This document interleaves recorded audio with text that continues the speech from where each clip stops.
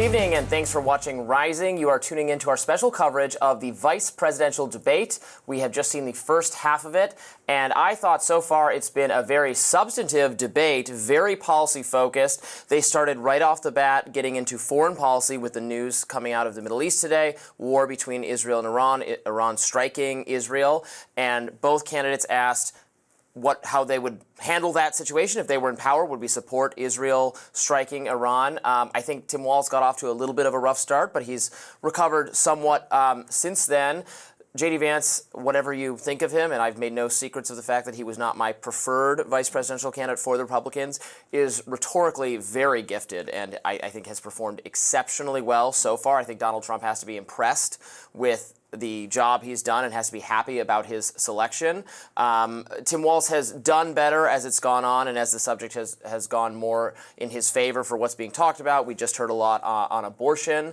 I'm going to critique the hell out of the moderators in a minute, but what is your takeaway so far? I think you're right. I mean, compared to the last debate, which was spicy, spicy, spicy, and it couldn't be more obvious the differences between the two, I think these two were chosen for a reason. They were both chosen because they knew that the white working class voters in the Midwest and the Rust Belt were important. And both of these two have the brand of speaking to those voters. Now, do I believe they both represent them?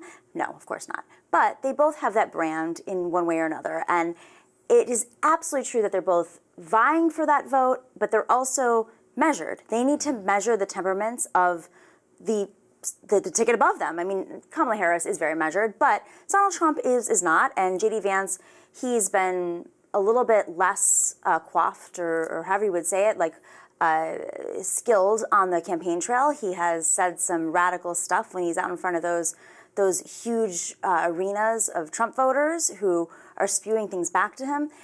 He doesn't necessarily know how to relate to voters when he's buying donuts and bagels and going out there on the campaign trail, but this is a Yale-educated lawyer. He is somebody who knows how to debate, and, you know, Tim Walz has said that. He knew that this is not a skill that he does best. Tim Walz is the guy who is a retail politician. He does very well on the campaign trail, and he said, I'm not a master debater. I'm not someone like Kamala Harris who's a prosecutor, but I think he's doing great.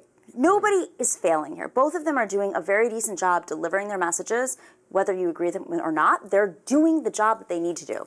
I mean, I think Tim Walz had a really rough moment tonight when he was confronted with the reality that he had exaggerated or misspoke about whether he was present for Tiananmen Square. This was a scoop that CNN had, Andrew Kaczynski, K-File had earlier today about misstatements that he's made.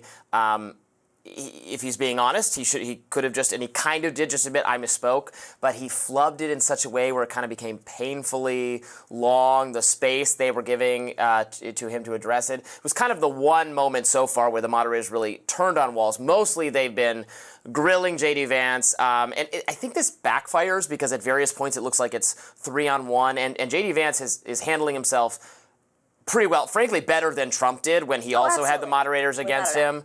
And the moderators at one point did try to do a very weaselly, well, just so we know, what experts say is this, at the having the final word on it, and I think he was right to speak up and say, wait, you said you were not going to do that. Well, you said it was going to be the other candidate was going to do that. They asked the question, do you believe climate change is a hoax? And he didn't answer it. And then they finalized that with, yes, the majority of scientists, over 99.9% of scientists, believe that climate change is real. But he didn't really say he disputes that. Well, he didn't answer the question. That, right, he gave policy, so he didn't claim to dispute that climate change is real. He said that these are the policies I would like to pursue in order to have a more environmentally sound public policy, to have clean air, clean water, etc., that we want to do manufacturing in America. Now, I would like to hear more details about how we're going to actually make that happen. I happen to be someone who is very skeptical that we can return manufacturing jobs to the U.S., even with generous subsidies and generous policies because of the EPA, because of labor laws, etc. But J.D. Vance has a different vision for the Republican Party, one that is very pro-labor, one that is very pro-tariff and economic intervention. He actually said the one thing he likes about Biden's policies are the tariffs. I mean, it's wild because he's literally campaigning against Donald Trump's policies.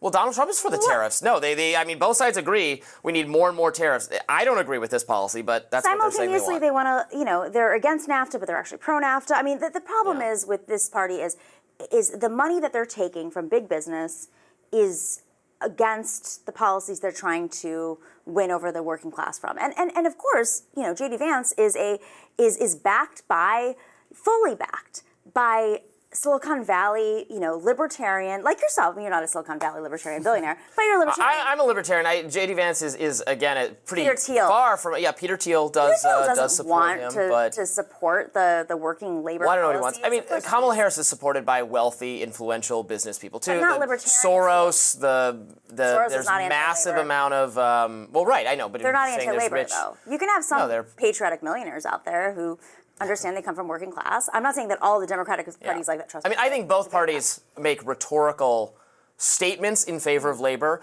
but don't necessarily have policies that benefit labor. But as a libertarian, I think policies that benefit labor are sometimes not good for all of us as consumers. So it depends on particularly what we're talking about, because I don't think tariffs are, even if tariffs would narrowly benefit one sector of the economy, the number one complaint of Americans right now is that everything costs too much. Yes, and that is the burden that tariffs impose. But in this conversation, I'm glad to listen to it be adjudicated. Listen, think back to 2016. Yeah. 2016 was decided by the working class white voters, and 2020 definitely was. Yeah. They're having a very detailed conversation on the vice presidential level, which is unheard of, even 4 years ago. So it's a win for America that we're having these conversations, that they're delving into things more substantive than the presidential debate, which got into, the first one was about golfing. The last one was about eating cats and dogs, and that was pushed, of course, by J.D. Vance. So at least it's more substantive, and that's at least what the American people deserve.